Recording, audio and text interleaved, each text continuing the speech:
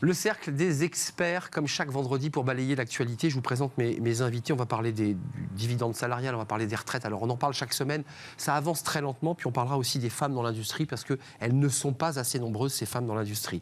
Avec moi, Olivia Copin. Bonjour Olivia. Bonjour. Vous êtes fondatrice de Juste Business, enseignante au CELSA. Merci d'avoir répondu à l'invitation. Jean-Claude Beaujour est avec nous, avocat international en droit des affaires. France, États-Unis, c'est des sujets que vous connaissez parfaitement bien. Et puis avec nous, Emmanuel Duberry, qu'on accueille, qui est un nouvel expert, consultant chez Backbone Consulting. C'est un vrai plaisir de vous accueillir dans ce cercle très fermé des experts. Commençons par le dividende salarial. Alors, c'est un sujet, vous vous souvenez, qui avait monté sur la prime Macron, puis ensuite le partage de la valeur ajoutée et est arrivée là l'idée de rendre obligatoire pour toutes les entreprises ce dividende salarial. Qu'est-ce que vous en pensez? Parce que c'est un vrai débat qui venait équilibrer la distribution, évidemment, des dividendes, distribution historique. Vous y croyez, à cette idée de rendre obligatoire le dividende salarial? Alors au niveau du moyen, c'est vrai que c'est à discuter, mais en tout cas sur le projet en lui-même, je pense qu'il répond vraiment aujourd'hui à un besoin de société, c'est-à-dire que sur cette prime de partage de la valeur, au-delà de l'aspect économique, c'est un projet de société. Porté par Pascal Canfin. On rejoint d'ailleurs toute cette dynamique sur la responsabilité et la part de l'entreprise que l'entreprise doit avoir justement dans cette égale répartition des richesses. Mais obligatoire ou pas? Parce que c'est tout l'enjeu, ça existe déjà le dividende, les dividendes, l'intéressement, la participation, il y a plein d'outils. Pour les entreprises, pour les entreprises de plus de 50 personnes. Ça veut d'ailleurs rien dire, dividende salarial. Pour les entreprises de plus de 50 personnes. Moi, je pense qu'après, techniquement, ça peut encore se travailler. L'idée, c'est quoi? Me semble-t-il, si on veut révolutionner les mentalités françaises, il faut que celui qui se défonce pour son entreprise, même lorsqu'elle est petite, puisse quelque part s'y retrouver. Moi, j'ai rencontré très récemment une dame qui me disait « J'ai été payée un peu plus que le SMIC tout au long de ma carrière parce qu'elle était une très bonne vendeuse dans sa boutique de lingerie. » Et elle me disait « Voyez, le patron, lorsqu'il a vendu, il a très bien vendu son affaire et j'ai rien eu de plus, j'ai été mise à la retraite. » Elle disait ça sans amertume. Eh bien, cette femme, elle a participé au développement commercial de cette entreprise et elle aurait mérité d'avoir quelque chose de particulier. Donc je pense que si nous voulons précisément, vous disiez les États-Unis en parlant de moi, justement si on veut redonner le goût de l'entreprise, si on veut casser l'idée qu'il y a d'un côté les patrons, de l'autre côté les pauvres salariés qui sont massacrés, il faut la partager. Il faut partager cela. Et donc celui qui rentre dans l'entreprise, celui qui travaille pour cette entreprise, qui la fait gagner, parce qu'on ne gagne pas même si on est en digitalisation, en économie digitale, évidemment. On ne gagne pas sans êtres humains. Emmanuel Duberry, je repose sur la table la distribution des dividendes. Si on veut faire accepter ces distributions de dividendes aux actionnaires, est-ce qu'il n'est pas nécessaire, et c'est ce qu'évoque d'ailleurs le projet porté par Elisabeth Borne et Olivier Dussopt, qui reprenait le projet de Pascal Canfin, de dire après tout, pour faire un équilibre, il faut aussi des dividendes salariaux. Mais le vrai problème, c'est la notion d'obligation, et c'est d'ailleurs le président du MEDEF qu'on a beaucoup parlé hier et avant-hier. Exact. C'est un peu la vieille lubie française de vouloir forcer les entreprises à agir. Et dans ce cas-là, on voit bien la logique du gouvernement qui est de... Le gouvernement ne peut pas tout, le quoi qu'il en coûte trop cher. Du coup, maintenant, on renvoie la balle aux entreprises et c'est à eux de se débrouiller. Mais vous savez, il y a une chose. C'est exactement ça. Effectivement, si on n'a pas d'obligation, parce qu'on peut effectivement ne pas procéder par l'obligation, mais il y a une telle demande sur certains marchés qui sont tendus que de toutes les façons, les entreprises suivront. Donc effectivement, cette incitation par rapport entre l'offre et la demande fera que les entreprises, elles y viendront naturellement. 100 milliards d'euros dépensés pour faire face à l'inflation. Non, mais c'est pour remettre en perspective ce qu'on a mis sur la table, ce que le gouvernement a mis entre le bouclier, entre tous ces sujets. Vous vouliez intervenir, Olivier? Oui, je pense que sur la notion d'obligation, quand même, ce qui me paraît important, c'est qu'en fait, tous les grands acquis sociaux, en fait, toutes les avancées en termes de justice sociale, justice économique, c'est parce que l'entreprise a été aussi contrainte de le faire. Sur la parité homme-femme, sur l'égalité des salaires. Index Pénicaud. Voilà, donc du coup, c'est vrai que d'un côté, il ne faut pas trop contraindre les entreprises, mais en tout cas, sur les grandes avancées, je trouve que, en tout cas, la répartition de la valeur travail est quand même un point très important aujourd'hui. Mais ne paraît pas juste avant de nous quitter, parce qu'il y a d'autres sujets, les retraites, c'est un sujet qui bouge un tout petit peu, légèrement. en fait, ça répond aussi à la polémique qui était montée sur faut-il indexer ou pas. Complètement. Parce que ça répond à ça.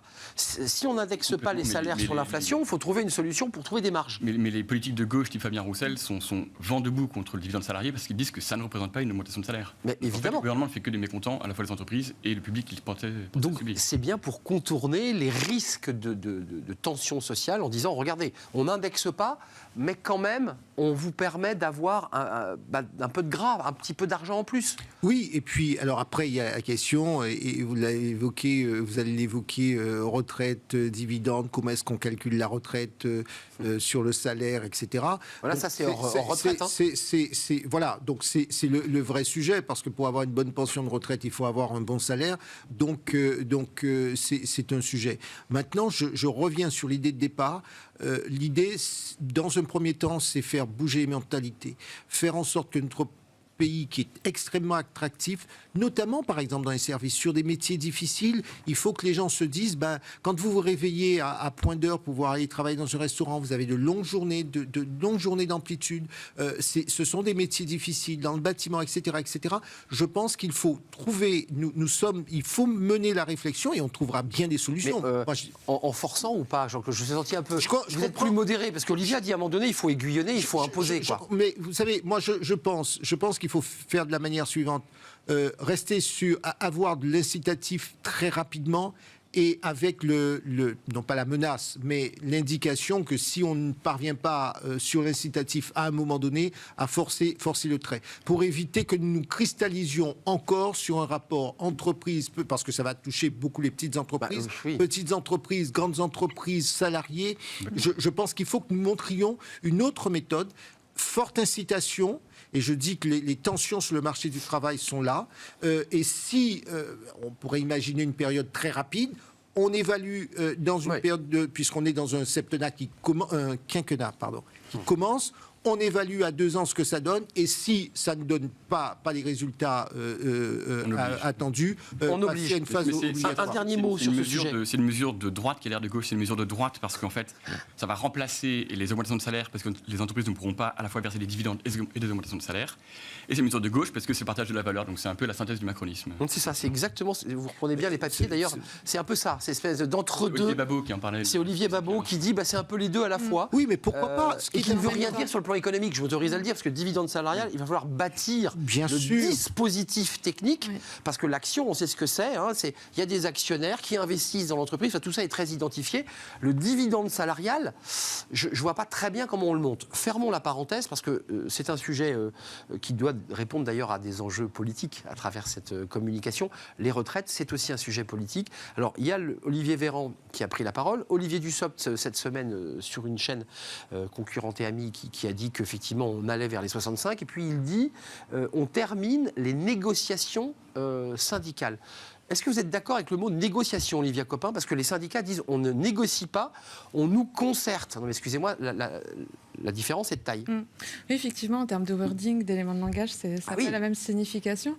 Mais ça représente un petit peu de ce qu'est le débat depuis le début sur cette réforme de retraite. C'est-à-dire que le président jupitérien essaie de redescendre un peu dans l'arène pour montrer à quel point il se met sur un niveau, pour parler d'égal à égal, où on va négocier. Et puis d'un autre côté, la critique qui était présente du côté des syndicats, c'est-à-dire que tout est vertical et se décide par le haut. Donc je pense que ça masse pas on parle pas encore du cœur, du fond du problème, mais en tout cas, c'est intéressant d'un point de vue communication, comme ces deux mots sont opposés l'un à l'autre. Le texte sera présenté mi-décembre vers un départ, alors c'est toujours intéressant parce que c'est flottant, vers un départ à 65 ans.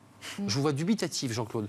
Ça vous dites, oui, bon, alors quoi de neuf concrètement? J'ai compris que le président, dans le projet que nourrissait le gouvernement, considère qu'on va aller jusqu'à 2031, donc sur 10 ans.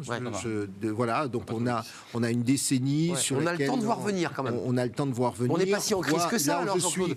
Non, mais là où j'aurais aimé avoir une position plus tranchée, Parce que finalement, on a le temps, bien sûr, de voir venir, mais éventuellement de retoquer ou de raboter le projet par la suite. Mais c'est la méthode classique du gouvernement où on annonce un projet sans en définir les contours. Les oppositions se déchirent sur un projet qui est... On jette le chiffon, quoi. On jette le chiffon, les autres se décrédibilisent parce qu'ils discutent d'un projet qui n'existe pas, et le gouvernement siffle la fin de la récré 2 semaines après en annonçant le projet. C'est un peu le... Mais quand on analyse froidement ce sujet, indépendamment des polémiques politiques de ceux qui veulent allonger, de ceux qui ne veulent pas, mécaniquement, pour l'ensemble des jeunes sortis des études, sans parler de l'âge d'une date de départ, quand on accumule les trimestres, on voit bien que la plupart des jeunes qui ont terminé les études à 25 ou 26 ans après une alternance, globalement, quand on met les 43 annuités et demie, on est déjà à 67. Enfin, je veux dire, on parle d'un sujet qui n'existe pas, en fait. Alors, les jeunes qui font des longues études, que ce soit les professions libérales, bien sûr, bien sûr. on travaille, heureusement, mais c'est réglé à 62 ans, oui. Donc, effectivement, il n'y a pas de sujet. Sur ce point-là, il n'y aurait pas de sujet. Mais quand même, il y a un sujet politique. Qu'est-ce qu'on fait là ? Qu'est-ce qu'on nous dit ? Qu'est-ce qu'on dit aux Français, aux chefs d'entreprise ? Parce qu'il y a une partie des chefs d'entreprise qui disent il n'y a pas le choix, il faut travailler plus longtemps. Puis une partie des Français qui sont en souffrance dans leur travail et qui disent nous, c'est pas possible, déjà à 55 ans, je suis cuit. Qu'est-ce qu'on nous raconte là ? C'est là où le message est complètement dilué. Le message est complètement dilué parce que d'un côté, on ne sait pas très bien où on va sur l'âge effectif de départ à la retraite. De l'autre côté, on est insatisfait ou on rend les choses très compliquées pour ceux qui sont en souffrance. Moi j'ai vraiment une préoccupation et vous savez qu'on a déjà abordé ce sujet. C'est très bien de parler de l'âge de la retraite. C'est les seniors qui vous préoccupent. Mais c'est les seniors. Quel accompagnement dans la carrière d'un individu, d'un travailleur, d'un salarié. La souffrance au travail, par exemple, si on veut effectivement que les gens partent plus tard, eh bien, il faut faire en sorte que cette souffrance au travail soit mieux gérée, soit anticipée, soit un vrai sujet d'intérêt national. Moi, je peux vous dire que vous avez de la souffrance au travail, que ce soit chez le salarié au bas de l'échelle, le cadre moyen, le cadre supérieur, le haut fonctionnaire. On ne le dit pas. Il est perdu, il est au placard. Le haut il fonctionnaire. n'a pas rien à faire. Chez les magistrats, vous voyez, on veut un état de droit, on veut une justice. Chez les magistrats, 45% des magistrats sont considérés en souffrance. Et on ne parle pas des diplomates. Et on ne parle pas des diplomates qui sont perdus aussi. Qui sont perdus. Pour des raisons différentes. Donc vous voyez, pour toutes ces raisons, je pense que quel que soit le projet, si on n'accompagne pas ce projet, de toutes les façons, on va dans le mur. Il y a des souffrances. Mais de toute façon, c'est une montagne qui va bouger d'une souris, cette réforme. Et ce n'est pas une surprise, parce qu'Emmanuel Macron l'avait annoncé dans sa campagne que ce serait 65 ans. Au second tour, il avait atténué en disant il n'y a rien de neuf. Il n'y a rien de neuf. Ce qui est de nouveau, c'est qu'on passe d'un projet en 2017 qui était majeur à une toute petite réforme. Et ce qui est intéressant, c'est la prise de parole de Laurent Pietraszewski hier dans Le Monde, tout à fait. Qui était l'ancien secrétaire d'État chargé de la réforme des retraites, qui demande au gouvernement où est passée l'approche sociale. Il s'agit d'une approche essentiellement budgétaire. Donc on a trouvé le meilleur porte-parole. Et Laurent Pietraszewski, en charge des retraites, rappelez-vous d'ailleurs. Et vous voyez, c'est là où il faut que nous fassions un point d'arrêt. Vous venez de dire quelque chose qui est intéressant, c'est de dire on a une approche budgétaire. Hier, chez l'un de vos confrères, on parlait de problèmes de souveraineté française. Oui. Grand débat. Et on se rend compte que nous avons, sur un certain nombre de grands sujets, une approche budgétaire. Je ne dis pas que les solutions sont faciles, mais à force d'avoir des approches budgétaires, on voit qu'on met simplement un petit pansement sur une grosse plaie et donc, en permanence, la jambe reste malade. Un mot, Olivia, parce que je voudrais juste qu'on se dise un mot sur l'industrie et les femmes, parce qu'on a un problème d'industrie, puis on a en plus un problème de féminisation des métiers dans l'industrie. Mais quand même, sur ce sujet que vous évoquez, c'est intéressant, parce qu'on est sur du budgétaire, on est sur une réforme très comme ça, cosmétique, mais dans le fond, on ne touche pas aux gros enjeux. Certains disent qu'il faut toucher évidemment aux régimes spéciaux, et on n'en parle pas, personne n'en parle. Enfin, c'est des vrais sujets quand même. Oui, on reste sur un débat de surface. Voilà, donc effectivement, c'est très politique. On ne s'attaque pas au fond, parce que le climat aussi social ne le permet pas. On est quand même sur des sujets assez, qui peuvent s'embraser. Il y a d'autres sujets de tension dans l'agenda des Français, le sujet de la crise énergétique. Donc, c'est assez délicat. Enfin, juste, je ne veux pas qu'on se quitte avant d'avoir dit un mot. Je sais que ça vous passionne, Emmanuel. Les femmes dans l'industrie. Il y a la semaine de l'industrie, il y a double débat. Ouais. Il faut réindustrialiser la France, ça c'est le premier sujet. Et le deuxième, c'est qu'on découvre que dans les filières de formation, globalement, c'est plutôt des garçons qui y vont, un peu comme dans la tech d'ailleurs. C'est un vrai sujet pour vous, ça ? Complètement, c'est un vrai sujet et vous avez tout à fait raison. Le premier sujet, c'est d'avoir plus d'usines en France. Mécaniquement, on aura plus de femmes dedans. Après, il y a des filières qui sont largement majoritaires en termes de féminisation dans l'industrie, mais il y a un point qui est intéressant, c'est les conséquences de la réforme Blanquer du lycée sur les femmes dans l'industrie, où on a proposé aux élèves de ne plus faire de maths, donc mécaniquement, moins d'élèves remis en font des cause, maths. là. Exactement, maintenant c'est revenu, mais il y en a 4 ans, on a un vide de 4 ans qui est quand même assez sidérant. Un peu comme pour les médecins, il va y avoir un trou là. Vous êtes d'accord, Olivia, avec ça ? Je pense que c'est vraiment au rôle de l'école, justement, d'imposer les maths le plus longtemps possible, parce que finalement, tout ça, c'est des impacts culturels, c'est une question d'éducation, de culture. C'est-à-dire que les filles sont naturellement poussées, même inconsciemment, dans des filières, on parle beaucoup du care, notamment pour les femmes. Oui. Et comme on s'approche des fêtes de Noël, pardon, je me permets de le préciser, mais quand vous voyez les jouets dans les grands magasins, tout ce qui est joué sur les expériences scientifiques, tout ce qui ça... C'est les garçons, sur les photos, c'est les garçons. Voilà, donc en fait, c'est justement là, pour le coup, à l'école, d'imposer son projet politique qui est de vraiment d'égaliser, et de pas choisir sa filière en fonction... Femmes dans l'industrie, ça ne veut pas dire des femmes forcément dans les bureaux en col blanc, c'est aussi des femmes qui travaillent dans les usines. Bien sûr, et elles sont prêtes. Je rappelle que à une époque ancienne, parce qu'il n'y avait plus d'hommes, parce qu'ils étaient partis à la guerre, faisaient les bombes. Les femmes faisaient tourner le pays. C'est vrai. 3 observations. La première, évidemment, la réforme des mathématiques, où il y a moins de maths proposées. Évidemment, ça va pénaliser, à commencer par les filles. Première chose. Deuxième chose, moi j'ai vraiment un cri d'alarme à tirer, parce que cette affaire est une affaire relativement grave. Et là encore, à 10 ans, on est en train de se planter. On parle de réindustrialisation. Nous produisons à peu près une trentaine, un peu plus de 35 000 ingénieurs en France, là où il faudrait 60 000. Mais il faut savoir que certains pays comme l'Inde, la Chine, maintenant vous produisent des centaines de milliers d'ingénieurs chaque année. Ça veut dire quoi ? Ça veut dire que la recherche, ça veut dire... nous sommes... L'Inde, la Chine, évidemment. Hein. Et donc, ils seront ravagés. Troisième élément...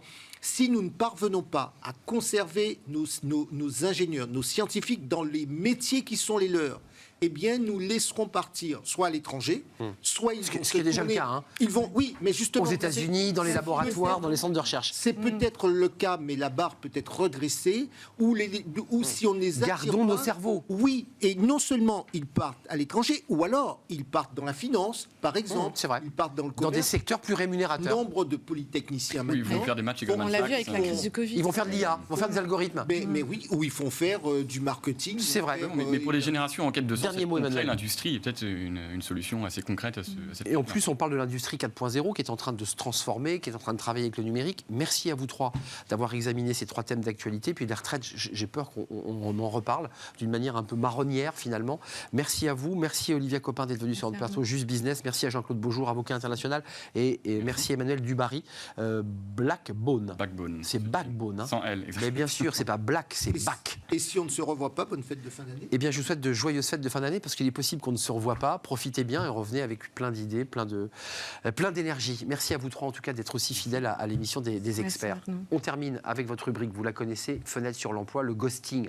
Qu'est-ce qu'on utilise comme mot anglais américain ? Le ghosting, c'est quand on ne vous répond pas. Comment faire ? On en parle.